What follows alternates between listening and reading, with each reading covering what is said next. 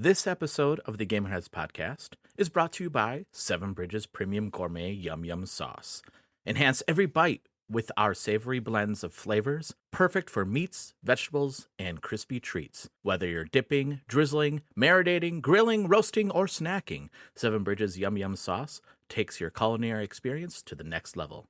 Get yours today and make every meal a gourmet delight.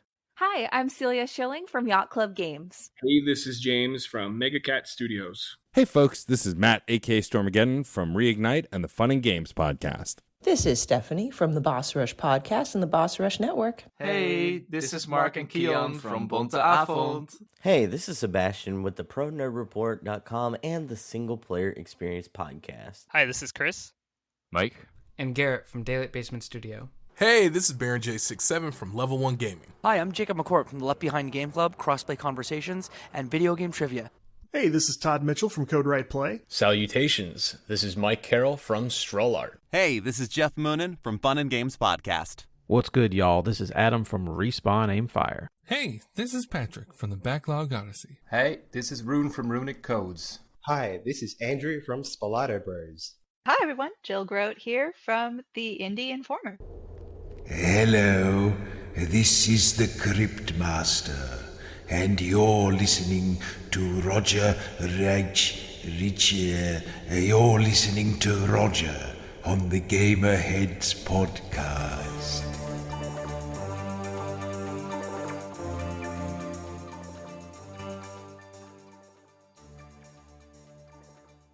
And welcome to a mini episode of the Gamerheads Podcast. Gamerheads? It's a smaller one. Gamerheads. I don't know. I kind of Gamerheads. Yeah, I don't know. My it's later. I'm tired. It's my brain is not operating at full capacity right now. And I work today, so this could be just an absolute treat for your ear holes, listeners. Yeah. Well, hey everybody. Listener, I forgot we're supposed to singular, not because we're talking to one person, not a group of people. I learned that lesson the hard way. Hello, person. I'm Mike. With me, as always, is Phil. Phil, how's it going? Good. How are you, Mike? Doing all right. Roger is once again not here. This time he's out ghost hunting. Ooh. Yeah. He's going to various places to get some EMPs and aren't they EMPs and TNA. And, whoa! P's and Q's. Q's. He's going to a lot of different places if he's going to get some TNA someplace. Yep. So he's going to come back and let us know about all the ghosts that he communicated with. He's hanging out with Zach Baggins. God, I hate that guy. Did we have that conversation about him? Not on the air. You and I did, and Oh. Roger was even in on it in the chat. Yeah, with his inability to say Mercury. Oh yeah, that's right, Mercury. Yeah, and and actually it was funny. The next day at work, with some of my one of my coworkers is a ghost hunter, and they're like, and he's like, yeah, everybody in the ghost hunting realm can't stand the guy. Man, I want to talk to your coworker because it's something that actually fascinates me because my mind is open when it comes to said things. Mm-hmm. And it's something that I wouldn't mind dabbling in, but all of it just seems so, I don't know if auspicious is the right word, but that's the word that I'm going to use just because it's fun. Oh shit, there's a spider on my lamp. Oh, so did I tell you the reason? So I'd be, I would like to believe that there's ghosts and stuff out there, but yeah. Here's the reason why I don't. Is that every time, and I think I may have said this before, but every time you hear a ghost story, it's about, let's say it's a woman ghost, right? Mm-hmm. And the women are all dressed in white or dressed in Victorian era clothing, or there's no modern ghosts. There's no modern ghosts. Like it's like you're walking around a spooky haunted house and you see a woman in curlers with a Garfield I Hate Mondays shirt or something. Then I'd be like, all right, like, oh, you saw somebody wearing, like a Woodstock. Yeah, you never even hear stories of like hippie ghosts or anything like that. Right. It's all these old ones. So is there like when you go over to the ghost place, is it like, all right, you can make yourself known, but not for like, at least 75 to 100 years? Like what's the rules? I'm really sorry you died in 1996, but here's a long, flowy white dress for you, which you would not have worn at the time. We would have given you some cross-colored jeans and a backwards White Sox hat, but that's not available in the afterlife. You didn't read the handbook. Yep, exactly. I will say this: there was this movie I saw. I think on Netflix. It was called The movie was called "I Am the Pretty Thing That Lives in the House," and it's one of those slow burn horror movies where it's like there's a few things that happen here or there, but the thing like that, the real shock thing happens at the end. One of the best death by ghosts I've ever seen, but because it's so normal and natural and makes sense. And when they show the ghost in full form, like even just remembering the ghost in that movie, like, and I'm going to use pun is intended on this, it haunts me to this day because it's such a good ending. I would it's a long one, but I'll let you know. I mean, the movie's probably like about 10 years old now or whatever. Okay. So, but I'll tell you about it if you want to know the ending. I'll tell you about it after the show because we're talking about video games. This is a video game podcast. Since when? Since just right now. So we'll start off with our icebreaker. So, speaking of video games, let's talk about horror movies. Last week, our icebreaker was, what horror movie would you like to be seen made into a Supermassive style video game? Let's flip it around and we'll talk about what horror game or horror adjacent video game you would like to see made into a movie, or we could even say a TV series. Mm-hmm. So Phil, what do you got? Well, I put a lot of time and effort into this list that I drew up, and I'm going to rattle off a couple, some of which are very cliche. If anybody's ever listened to the show, you know of my affinity for a certain game called Bioshock, which I just want Bioshock in any kind of form that I can have Bioshock. And if I'm being absolutely honest about the entire thing, just because it captured that creepy vibe so well, both from I don't remember what they were called now. That sucks. Not the Big Daddies and Little Sisters, but all the other, the creatures that were running around that were modified humans that had kind of just went sideways. I mean, you take all that into consideration, and then like your big bad guy in all of those games as well was a sinister human being as well. Who's always trying to take genetic modifications to the next level and make the world a better place via science that went sideways, which has been done time and time again in multiple movies. Sorry, I was going to say genres, but genres wasn't the word I was looking for. But I love that atmosphere in Bioshock so much, even in Infinite, where it's not necessarily dark, dreary, wet, and clammy, but it was just like a lot of messed up stuff happening over the course of that. So Bioshock's gonna be my number one answer. My number two, good and answer, it's kind of good answer. Why, thank you. I was going to my, num- with her. My number two answer is going to be Alan Wake, just because it just seems like it is ripe and perfect for being turned into either some kind of a Netflix series or any kind of a TV series and or just a live action movie. I almost feel like it's going to be too long of a story to be told to be in movie form, which is why I say a Netflix show or a TV show.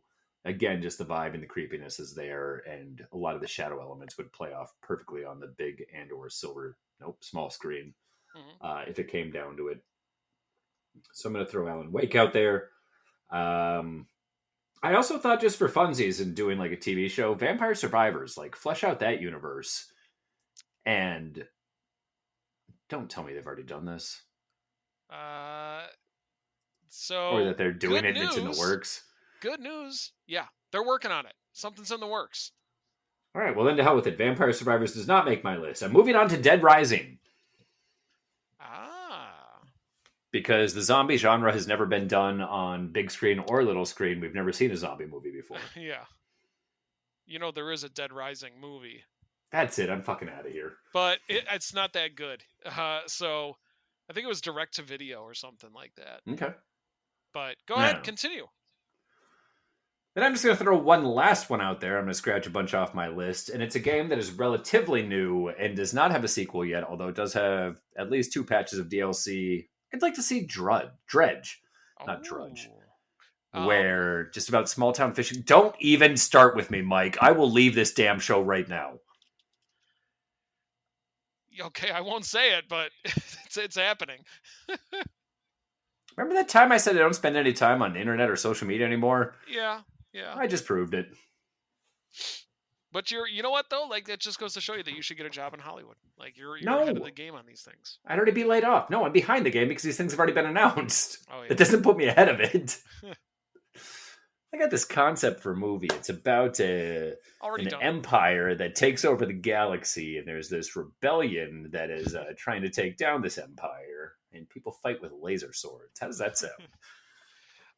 You know what? I like it. Let's go with it. All right, let's run with it. So those are the ones that I'm going to throw out there. Real quick, I'm not going to delve any further into them. Look at me contradicting myself. I'm already in Hollywood. Limbo also made my list. Little Nightmares made my list. God of War also made my list. Or Gears of War, not God of War. Gears. Oh man, that Gears movie should have been done ages ago.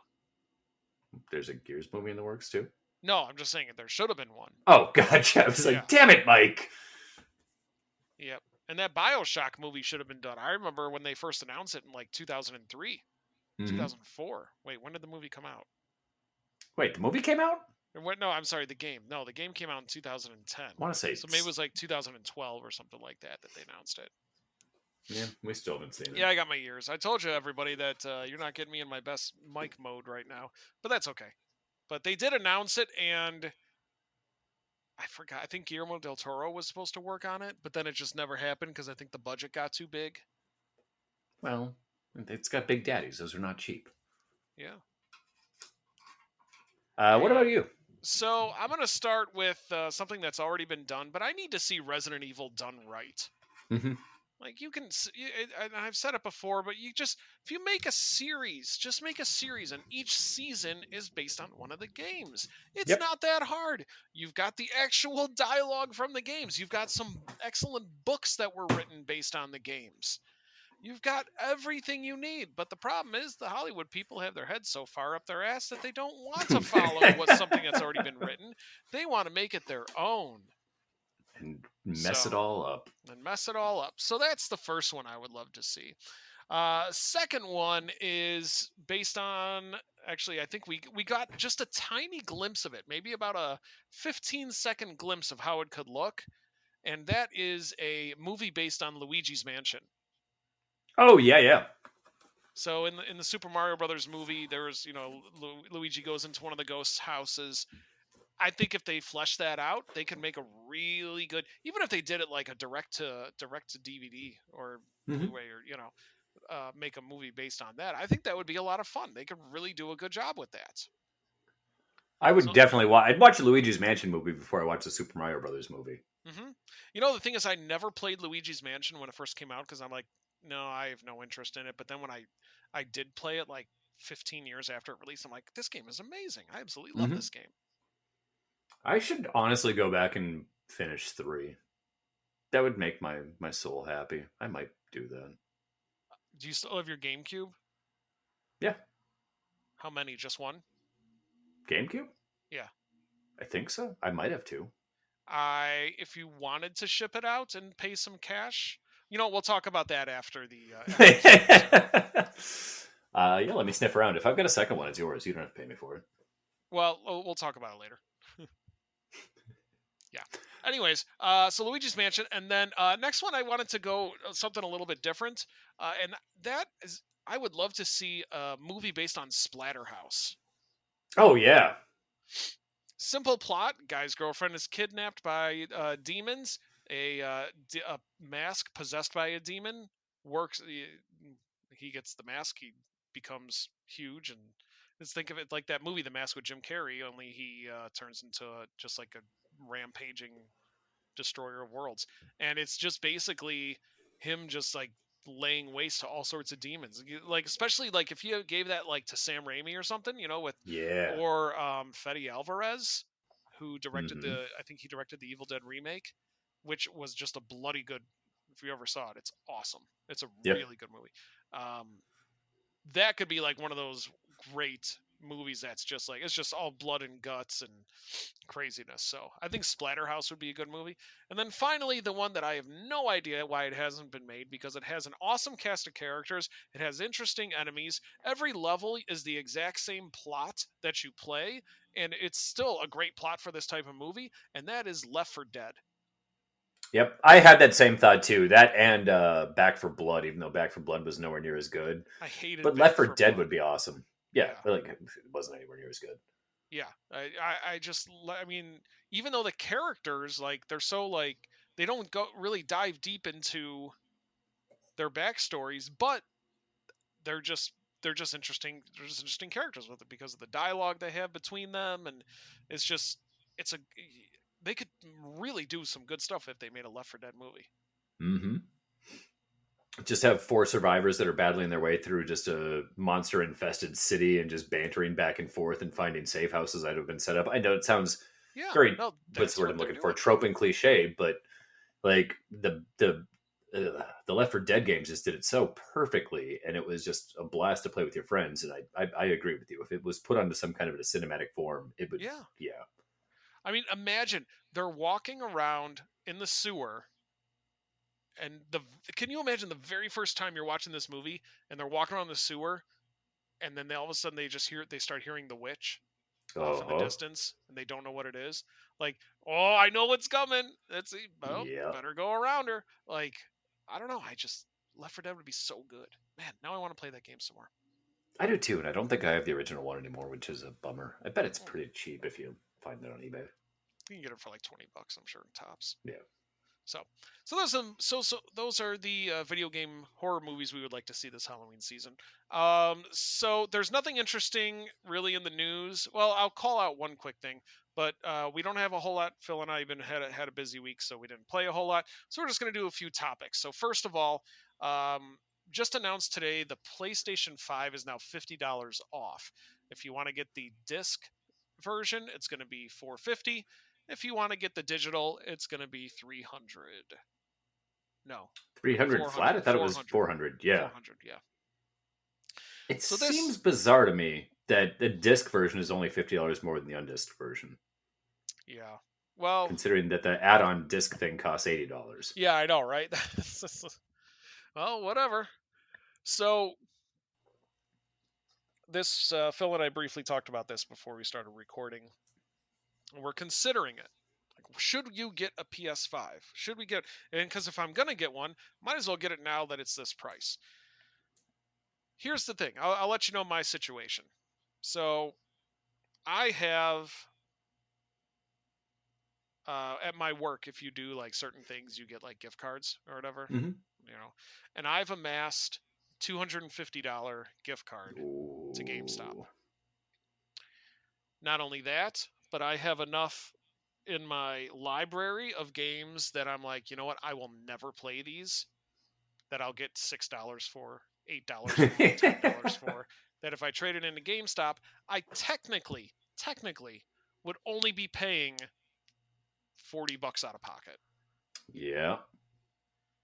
So the question is, should I get a PS5?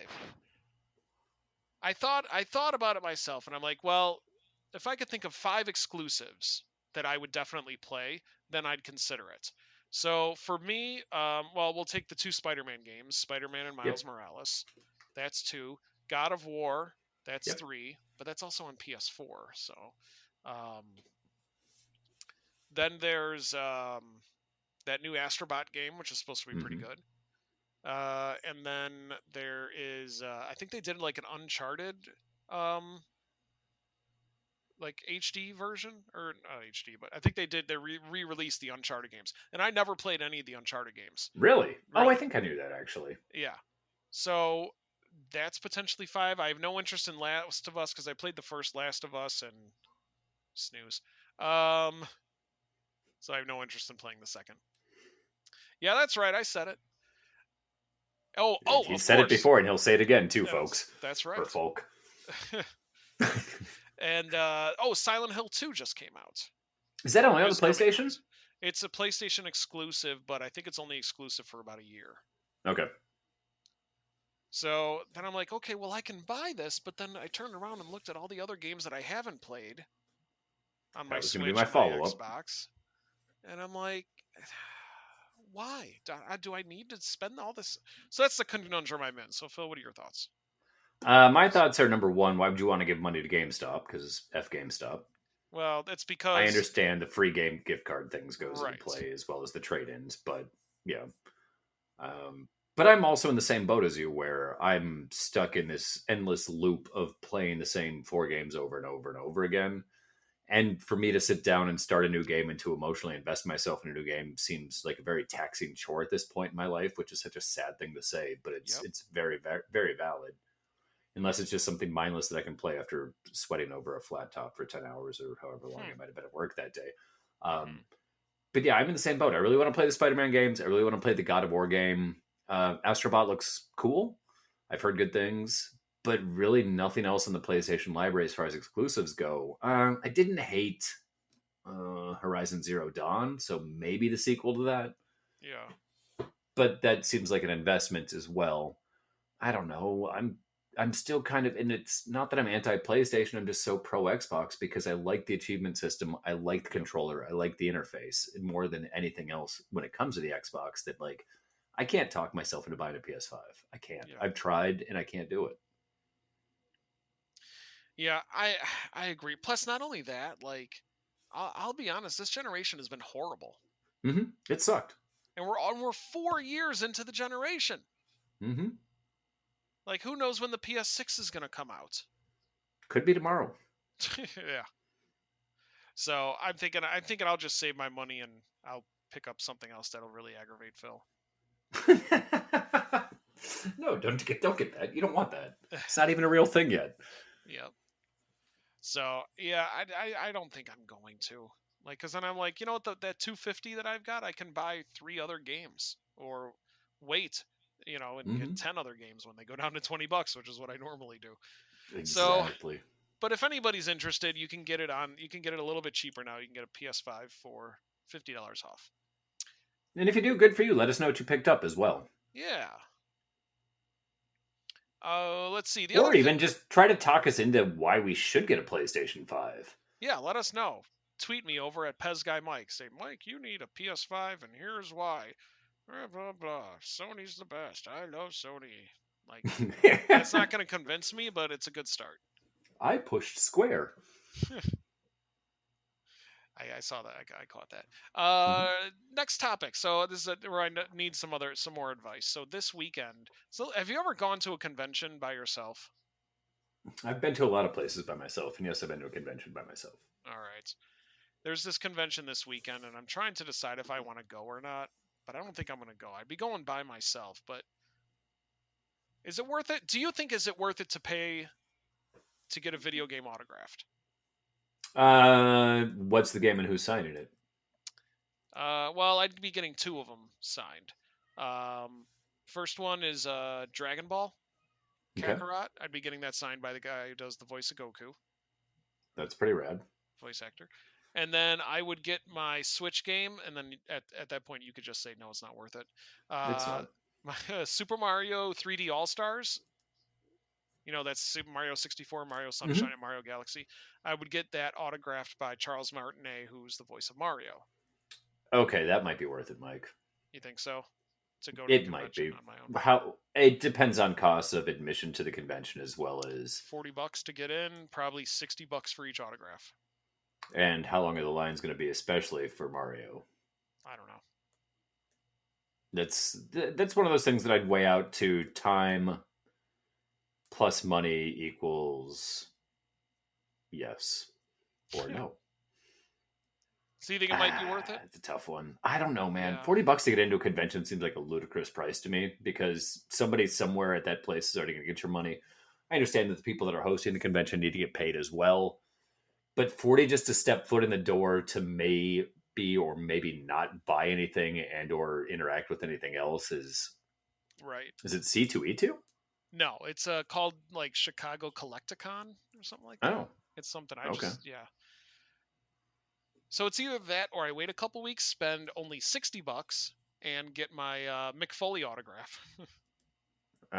You know which way I lean on that one. Mick Foley 100%. So, as much as I love video games, Mick Foley's had a bigger impact in my life than Mario has. Mm-hmm. So yeah, so I don't know.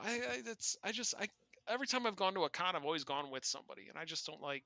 I don't know. I just feel weird about going to one by myself. But then the nice thing about not going with somebody else is you're not being pulled in the direction they want to go, and you can just freely do whatever you want to do, and you're no longer stuck looking at somebody sketching anime girls. Not saying the people you hang out with are into that, but I'm just throwing that out there. I think one of them might be. So, but yeah, that was it. That's the other thing I was thinking about doing this weekend, but I'm not sure if I'm gonna. You'll have to let me know. Let the listeners know too. They care. And I will. And you can follow me at Twitter at Mike. And if you were to blog about your adventures, where would you blog about them? All right, so let's talk. Well, we're gonna talk about what we played.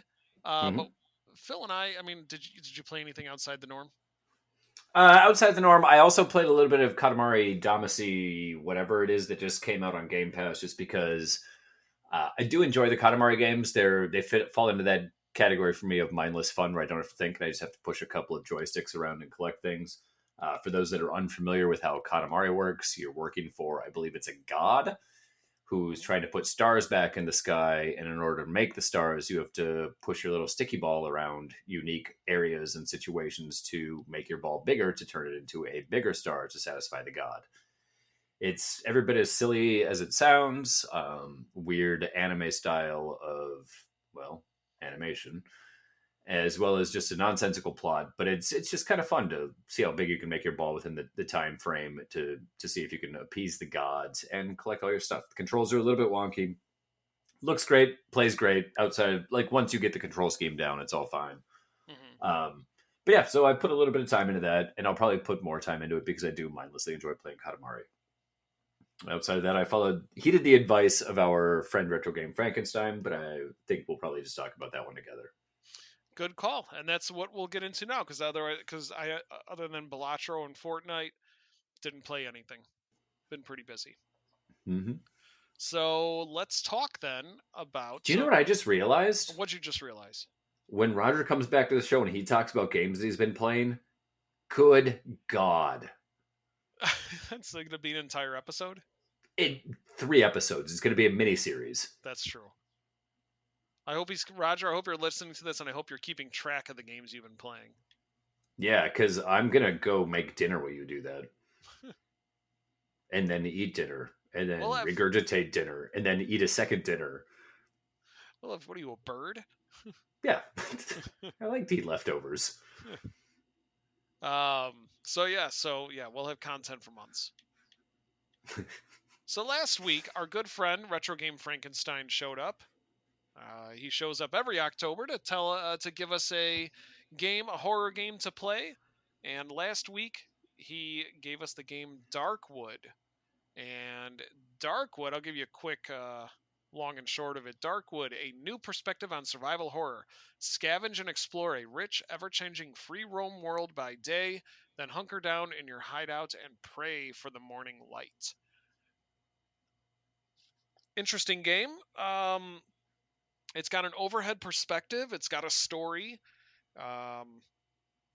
You basically, you have a house and you need to keep the generator running and you need to fortify it and you need to survive and you need to find supplies in the woods. And supplies. And there's, as you play along, different parts of the story unlock. In my opinion, I think it's really well written. I didn't beat the game. Mm-hmm. It's very well written, and the production, the presentation is really nice. It's a horror game, but it's not like jump scare type horror. Right. It's like you're just walking around with a sense of dread for the entire time you're playing, which to me, I think that has a better effect than an occasional jump scare. I love ambiotic horror, and that's exactly what this game dials in and has nailed down. I also thought just the presentation, the graphics alone of it were also very unique and also enthralling. I don't really know how else to phrase that. Just I love the ambiance of the game. It's just super fitting, super spooky, even if nothing super wild was happening at the same time. Man, I'm to say super 6 more times. But it just kind of gave you that feeling of dread that loomed over you. It was almost like, again, to bring up Dredge, like fishing at night, where you nothing was really happening, but it felt like something could at any given time, and there was no guarantee that nothing would happen. Yep. Yeah, it was, man, even just, like, and then there's, like, you'd hear, like, a crack, Mm-hmm. the snapping of a twig, and you'd, like, turn around and be like, okay, wait, what was that? What was that? It messes with your head more than anything. Mm-hmm. It's also, I like the animation is pretty good, even though it's like an overhead perspective. Yeah. I really enjoyed the animation. The game doesn't it necessarily hold your hand, so there's not like a 3-hour tutorial to get into it. There's a prologue, but Quick 20-minute prologue. yeah, so it gives you a good idea of how to play the game. But it's all exploration. Like, you've got to, like, get outside that house and start looking for things in order to really get the story going and everything.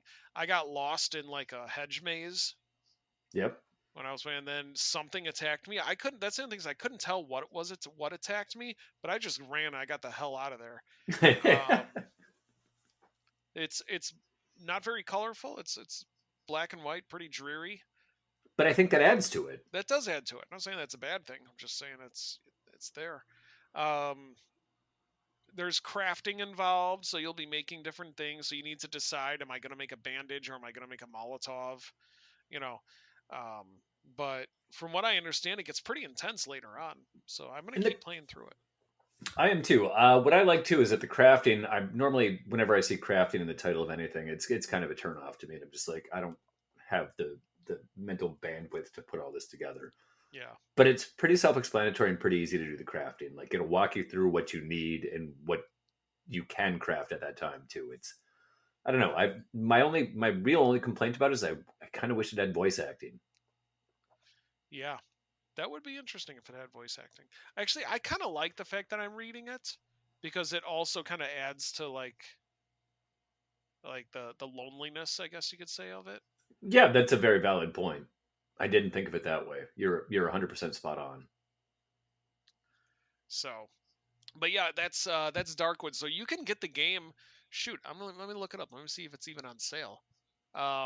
It was on sale, but it was on sale for the Switch a while back. Let's see. So, that's all time. So right now it's at the regular price for the Xbox. What's regular price? $14.99. That's pretty well worth it, in my opinion, if that's your style of game. And it's also $14.99 on the Switch. Okay. So it's Can been. you imagine trying to play that game in handheld? I did not try it in handheld. No, that'd be impossible on that little tiny ass screen. Yep.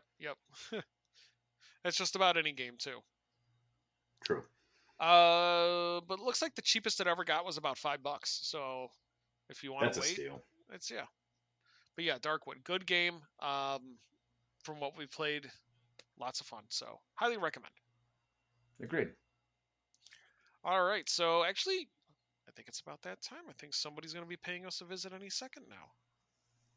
Damn it, what are you doing here this week? That's right, folks, it's me again, the classic game ghoul, Retro Game Frankenstein. I'm back to assign a horror game to y'all to play. I am glad you enjoyed Deadwood. It was a fun and spooky game for me as well. This week, it's a little different. You will play an updated horror classic. Your assignment, boys, is the Dead Space remake. It's sure to get the hair on the back of your neck standing. And that makes me sad, because I don't have hair. Or a neck. Oh well. Retro Game Frankenstein, out. Okay, thanks. Thanks, Frank. Okay, well, looks like we've got our next game to play. So we're going to be playing the Dead Space remake.